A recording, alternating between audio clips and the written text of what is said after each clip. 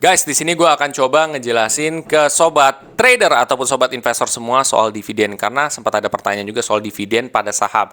Kira-kira dividen pada saham itu seperti apa? Buat kamu yang penasaran, simak video ini tanpa di-skip.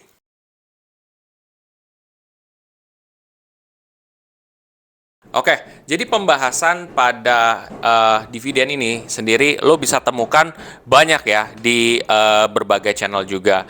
Nah, mungkin ini dari sudut pandang gue aja selaku investor juga. Nah, dividen pada saham itu kita coba bayangin ya. Kita bayangin lo di aplikasi saham itu tuh ada company-company atau perusahaan-perusahaan yang dia bagi dividen pada sahamnya, ada yang tidak. Situ dulu. Oke. Nah, kalau company yang tidak bagi dividen bukan berarti company yang jelek. Bisa jadi company itu baru, bisa jadi emang gorengan ya. Ya bisa jadi emang apa ya, dia emang nggak bagi dividen. Fokusnya adalah untuk kinerja harga sahamnya yang naik. Sampai situ dulu.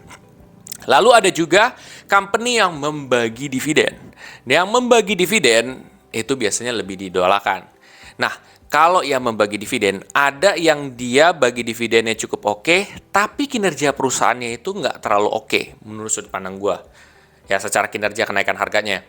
Terus ada yang dia bagi dividen, tapi kinerjanya juga oke. Ada juga seperti itu. Oke, sampai situ dulu. Nah, kalau yang dia bagi dividen, biasanya dia itu ada polanya guys ya. Misalkan ada yang setahun 2 kali, ada yang setahun sekali. Ya, lo perhatikan tuh di situ ya. Kalau misalkan dia bagi dividen 2 kali, biasanya itu tuh dia nominalnya nggak gede tapi 2 kali dia bagi dividen. Nah, kalau misalkan ada yang 1 kali ya tapi dia langsung gede, ada juga seperti itu ya. Dan itu beda-beda tuh jenis dividennya ya. Itu per lembar sahamnya berapa. Nah, terus juga ada yang dia tuh dua-duanya dividennya dia bagi, terus kinerjanya juga bagus. Contoh seperti BCA, ya BBRI itu dia cukup oke. Walaupun yang dibilang dividennya gede banget enggak, tapi cukup oke lah. Itu pun ada ya seperti itu. Dan itu banyak didolakan. Nah, kalau misalkan yang dua-duanya oke ini biasanya di saham blue chip. Nah, biasanya kalau di saham blue chip ini ada yang mahal dan ada yang masih affordable. Ya kalau dulu BCA kan dari 3 juta ya per lotnya kalau nggak salah. Nah itu sekarang jadi turun jadi 700-an ribu, 800-an ribu tergantung ya. Lu nonton ini kapan?